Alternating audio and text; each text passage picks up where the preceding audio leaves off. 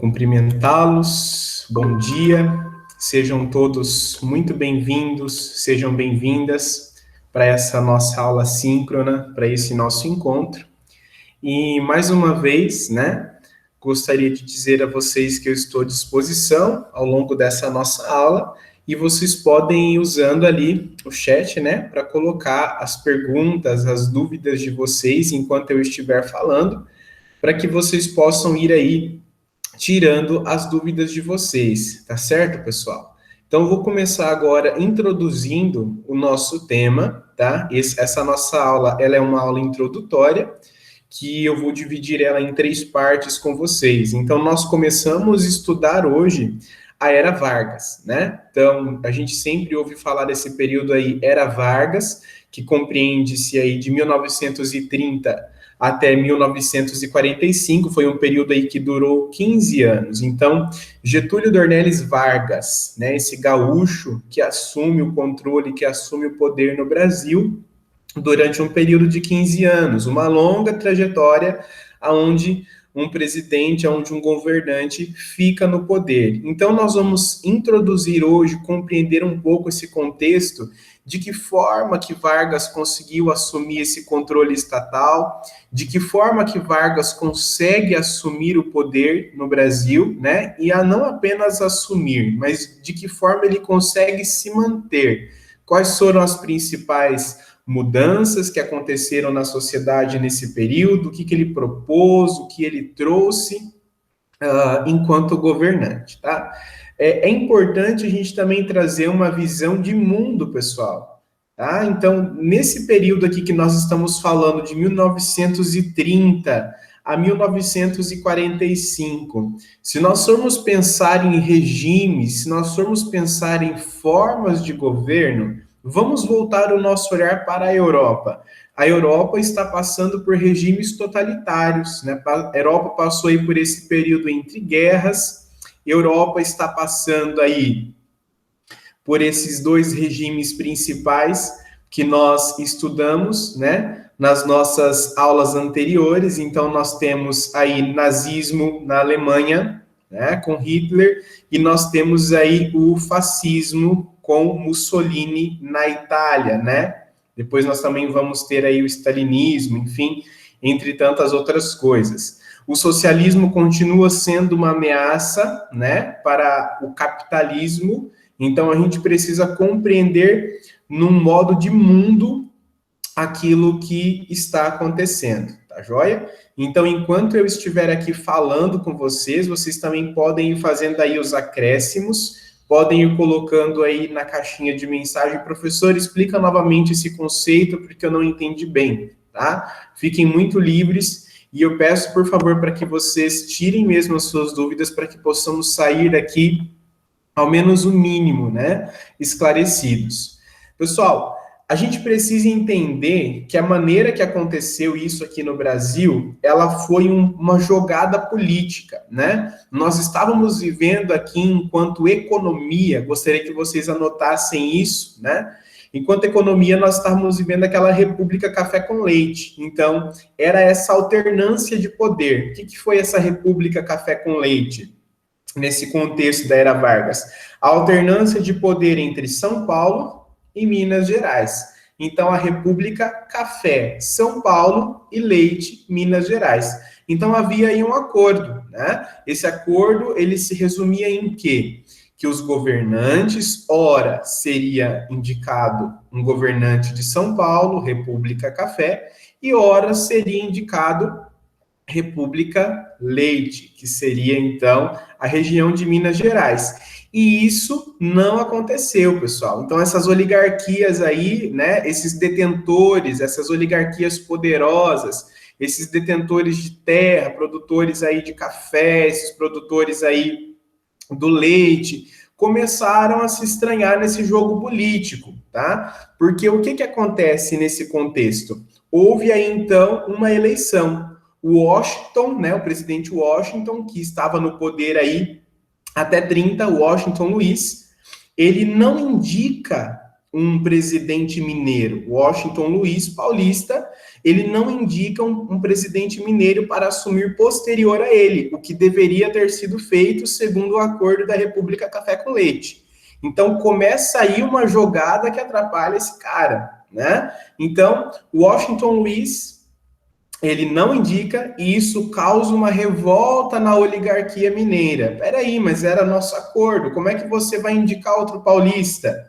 Então, a oligarquia do leite, a oligarquia mineira, começa a se revoltar. E aqui, então, já forma uma parceria, tá? Forma uma parceria entre quem? Entre a oligarquia mineira, a oligarquia paraibana e a oligarquia gaúcha, tá? Então, anotem isso aí, ó. A oligarquia mineira, a oligarquia paraibana e a oligarquia gaúcha começam aí a fazer uma parceria. Uma parceria contra quem? Uma parceria contra o então presidente Washington Luiz. E aí, pessoal, estava tendo nesse período, então, as eleições. E Vargas perde essas eleições. Vargas perdeu, né? Só que Vargas aceitou a perda dessa eleição. Porém, essas oligarquias não aceitaram isso. Então, o que elas fazem? Elas montam um projeto, elas montam uma estratégia política para que o quê? Para que Vargas, então, entrasse no poder. E aí eles derrubam o presidente Washington Luiz, que aí é chamado de Revolução de 1930, tá? Então, nesse contexto da Revolução de 1930, essa oligarquia paraibana, essa oligarquia mineira e a oligarquia gaúcha, do qual Getúlio Dornelles Vargas pertencia, ele era gaúcho, eles então derrubam o então presidente Washington Luiz e Vargas assume esse poder, tá? E aí o que acontece? Quem tinha sido esse presidente eleito? Júlio Prestes, né? Júlio Prestes foi quem concorreu com Getúlio Vargas e Júlio ganha. Só que eles fazem, né, toda essa manobra política, dando então esse golpe de Estado, se assim eu posso chamar, para que Júlio Prestes não assuma. E quem acabou assumindo então no seu lugar foi Getúlio Vargas. Vocês estão conseguindo entender aí o que está acontecendo no cenário brasileiro? Tinha o acordo da República Café com Leite. Washington Luiz descumpriu esse acordo. A oligarquia mineira ficou descontente. Automaticamente, a oligarquia mineira faz parceria com a oligarquia gaúcha e a oligarquia paraibana. Essas três oligarquias se reúnem e aí elas dão, então, esse golpe de Estado, né? Júlio Prestes, que tinha sido eleito presidente, não assume, né? Ele nem chega a assumir. E quem entra, então, no seu lugar aí é Getúlio Dornelles Vargas, ou comumente chamado Getúlio Vargas. Se vocês forem tendo dúvida da minha explicação, por favor, podem ir escrevendo aqui, tá joia, pessoal? Então, pessoal, uma característica muito grande do governo de Vargas, né, Getúlio Vargas, foi a centralidade de poder. Vargas era centralizador, então ele traz para si essa concentração de poder e que ao longo dessa nossa aula nós vamos entender um pouquinho do que ele fez, né? De quais foram as mudanças, de quais foram as transformações na sociedade nesse contexto, nesse período aí da era Vargas, tá joia? Então, características do governo Vargas. Podem ir anotando isso. Repito para vocês. Características do governo Vargas. Centralização de poder, né? Então, ele era centralizador. Outra coisa que Vargas fez, ele suspendeu a Constituição de 1891. Então, ele suspende a Constituição. Por que Vargas suspendeu a Constituição? Ele suspende a Constituição, pessoal, porque ele diz que esta Constituição, ela estava fazendo o quê? Essa Constituição, ela dava muita liberdade para os estados. A Constituição, ela dava muita autonomia para os estados, e Vargas não queria toda essa autonomia. Vargas não queria que os estados tivessem tamanha liberdade como eles estavam tendo, tá? Então, governo centralizador, depois ele anula a Constituição, depois ele faz o fechamento do legislativo, tá? Então ele fecha o legislativo e ele fecha o legislativo em todas as suas instâncias, tá, pessoal? Isso aí vocês precisam compreender bem. Ele fecha o legislativo nas câmaras municipais, nas assembleias de Estado e também o Congresso Nacional. Então ele fecha tudo isso daí, tá bem? E aí o que acontece nesse período? Ele vai centralizar isso nele mesmo. Ele vai centralizar todo esse poder no seu governo, na sua pessoa, né? Vai ser um regime um tanto quanto ditador também. Vargas vai ter essa característica, né? E ele substitui os governadores. Outra característica aí que vocês precisam anotar que é muito importante: substituição dos governadores. Mas como assim, professor? Substituir o governador pelo quê? Quer dizer, então, que os estados ficaram sem governadores? Não, não é isso, né? Primeiro que eles eram chamados de presidentes de estado, né? E o cara tá incomodado. Vargas fala assim, não, vamos parar com essa palhaçada aí, né? O único presidente aqui sou eu, não tem mais presidente aqui. Então, ele muda, né? E ele coloca o nome de interventores federais, tá? Vou até escrever aqui para vocês.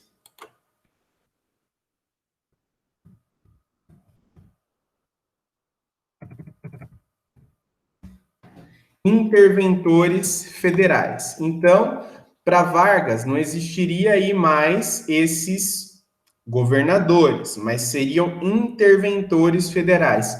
Tá, professor, então se ele colocou um interventor federal, quer dizer que ficou a mesma coisa, então? Não.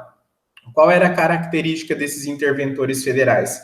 Eram pessoas nomeadas por ele. Estão conseguindo entender? Então, ele tinha dentro dos estados pessoas de sua confiança e que ele sabia que essas pessoas apoiariam então o seu governo, apoiariam então o seu mandato. Essas pessoas apoiariam então aí, né, a sua estratégia política, governamental, econômica, social. Tá? Até agora está tranquilo? Vocês estão conseguindo entender aí o meu raciocínio? Vão dialogando comigo aí, por favor, colocando um ok ou não no nosso chat, para que eu possa também saber até onde vocês estão compreendendo. Muito bem. Então, vamos prosseguindo aqui.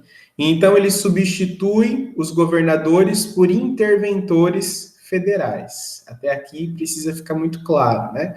E esses interventores federais, alguns deles, inclusive, pessoal, foram pessoas que apoiaram ele lá naquela Revolução de 1930, né? Essa Revolução de 1930 foi aquela armada, foi aquela jogada política que aí tira Washington Luiz, até então presidente, e impede Júlio Prestes de conseguir assumir a sua cadeira presidencial. Então, algumas pessoas que apoiaram Getúlio Vargas nesse contexto, depois elas assumem como interventores estatais, tá? Então, me apoia que eu te apoio futuramente. Era mais ou menos essa jogada, né? A nossa política de hoje não está muito diferente disso também. Outra característica do governo Vargas, populismo, tá, pessoal? Populismo. Também vou escrever aqui para vocês na nossa caixa. Populismo, né? Esses governos, se vocês forem lembrar das nossas aulas, vocês podem ver que Hitler, né, Mussolini, também tinham essa característica muito contagiante, carismática, persuasiva.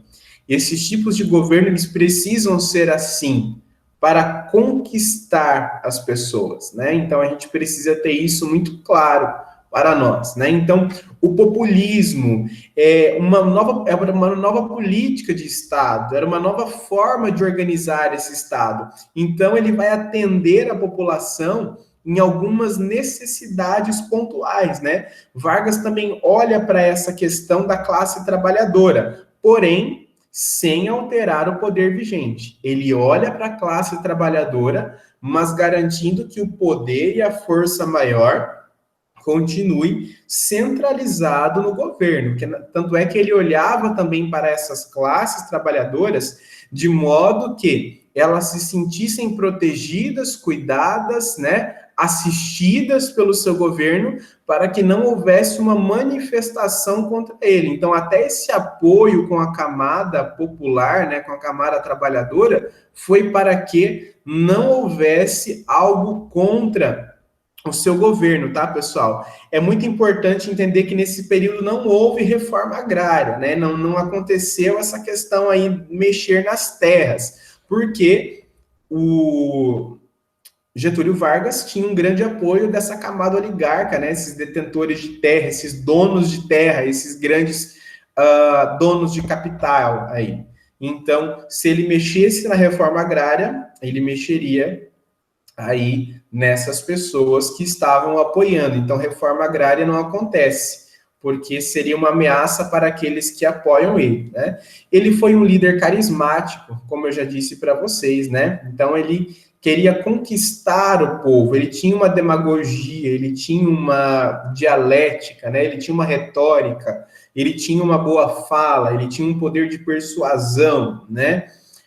Quando eu digo aqui retórica, eu estou dizendo discurso, tá, pessoal? Retórica, discurso, fala. Então, era uma grande característica dele. Outro ponto é o uso da propaganda. Ele vai usar, então, aí os mecanismos da mídia a seu favor para promulgar, para divulgar, para propagar o seu governo e dizer que aquilo que ele fazia era algo bom, né? Depois ele vai pedir até algumas composições de samba. O samba começa a se tornar um ritmo efervescente no Brasil. De início ele não gostou muito, né? O samba trazia alguns enredos críticos, mas depois, como ele viu que a camada, né, não geral, mas boa parte da população aderiu ao samba, então ele começou a aderir também a esse ritmo musical e até algumas composições ele sugere para que seja feito a favor do seu governo. Outro ponto, pessoal, é que ele ele cria uma proximidade, ele dá um apoio ao sindicalismo, né? Ah, professor, então esse cara foi muito bom, né? Não. Os sindicatos, né? Esse sindicato, principalmente aí que cuidava dos trabalhadores, é um sindicato, pessoal, controlado pelo Estado, né? Ele colocava alguém ali dentro do Estado, desse sindicato, que era comandado por ele, né? Isso é chamado de peleguismo, né? Quando vocês ouvirem falar disso. Então, o que significa? É um pelego que está ali, né? Joga esse cara lá só para dar uma maciada no povo, para dizer que eles têm representantes, para evitar um pouquinho a dor, para evitar um pouquinho o incômodo, né? Vocês sabem que pelego é aquilo que a gente coloca no cavalo quando vai montar, para evitar um pouco o desconforto, e era exatamente essa jogada. Então ele colocava lá esse sindicalista só para o povo, só para a população pensar assim, ah, não, nós estamos sendo protegidos, nós estamos sendo vistos, nós estamos sendo cuidados. Mas, na verdade, a intenção de Getúlio Vargas era o quê? Era evitar a luta de classes, porque se ele não desse esse assistencialismo, né?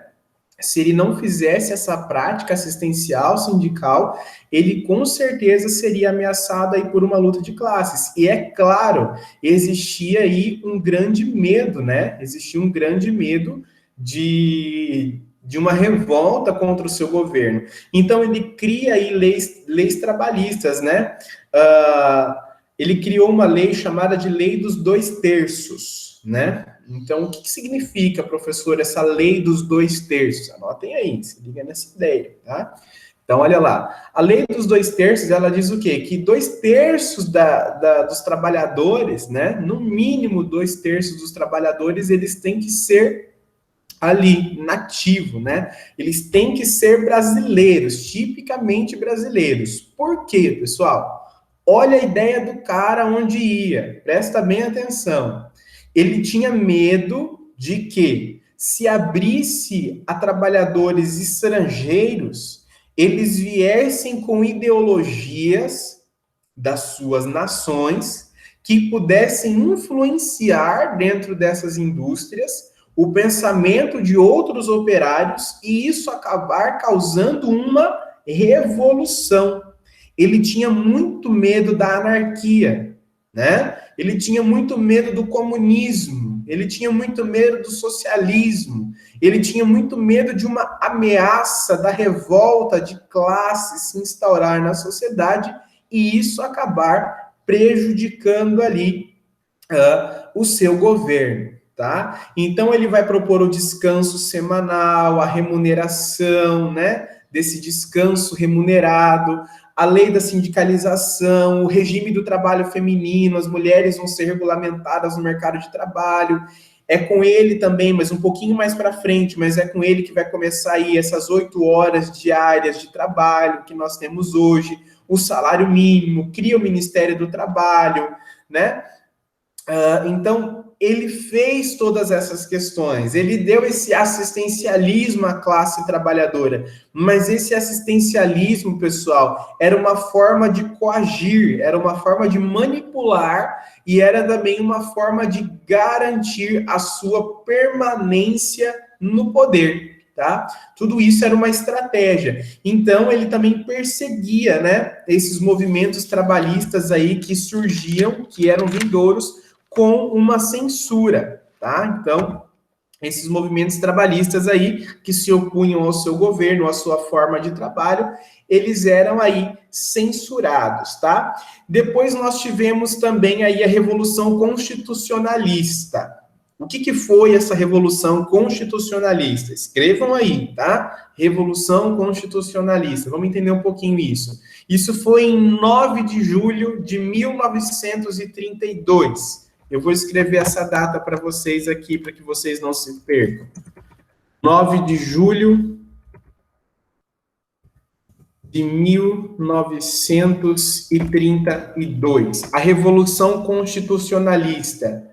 Fatores que levaram a essa Revolução Constitucionalista. Por que isso aconteceu, pessoal? A instabilidade política. Tava uma coisa muito estranha nesse cenário aí, né? Principalmente porque São Paulo estava muito descontente com Vargas. São Paulo estava extremamente descontente. E São Paulo era uma potência, né? Nós tínhamos aí passado pela crise de 29, nós passamos por aquela questão da compra das sacas do café, que Vargas queima esse café, né? Então, a gente precisa compreender tudo isso daí, que o cenário econômico não estava tão legal, eles estavam numa crise financeira. E São Paulo, em 2 anos, lembra que Vargas começa lá em 30, né? 1930, aqui nós já estamos falando de 1932. São Paulo, nesses 2 anos, ele não teve nenhum interventor paulista. Vargas não colocou nenhum interventor civil e paulista para governar ali o seu estado, e isso estava deixando descontente essa classe paulista, né? Os paulistas estavam bem descontentes também com a sua falta de hegemonia, porque eles queriam também assumir o seu poder, tá? E aí, essa revolução, né, constitucionalista de 1932, ela vai trazer algumas reivindicações. O povo queria algumas coisas. E que coisas eram essas que essas pessoas queriam? Interventor civil, né? São Paulo ali principalmente queria um interventor civil, né? Não alguém diretamente do governo de Vargas, né? Um militar, mas um civil. Segundo, eles queriam uma nova Constituição, porque aí vocês precisam relembrar, né? Lá em 30, Vargas, ele faz o quê? Ele quebra, ele rompe com a Constituição. E a população estava aí pedindo uma nova Constituição, né? Eles queriam novos direitos, novas constituições, uma segurança nacional. E a terceira reivindicação, né, que eles vão propor vai ser o quê, pessoal? Vai ser a eleição para presidente, que isso vai acontecer um pouco mais à frente. Então, ele faz ele acolhe todas essas propostas, mas elas vão acontecendo aí vagarosamente, elas vão acontecendo aí aos poucos. Então, a Revolução Constitucionalista de 1932, ela tinha esses fatores e ela buscava essas reivindicações, né? Nesse período de 32 também, começa um movimento paulista contra o governo federal. tá? De que forma? Eles criam, então, esse governo que traz as seguintes siglas aqui. MMDC, né?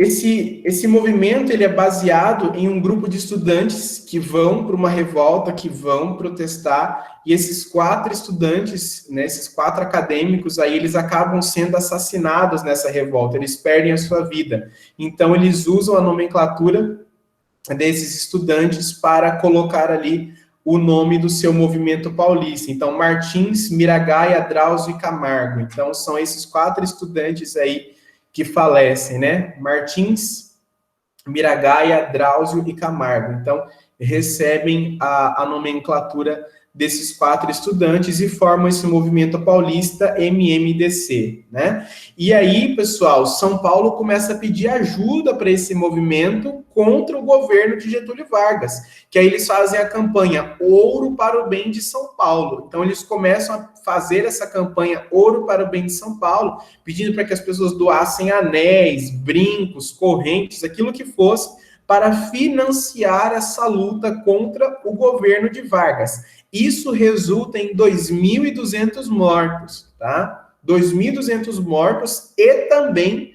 a vitória de Vargas.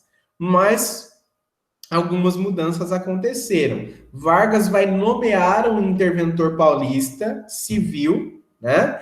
Getúlio Vargas também convoca a eleição, né? Uma eleição para elaborar uma nova Constituição, um grupo constituinte de pessoas, e ele também promete as eleições, né, presidenciais, que acontece lá em 1934, que ele volta para o poder de novo, mas ele volta eleito dessa vez, né? O cara vai ficar aí 15 anos no poder.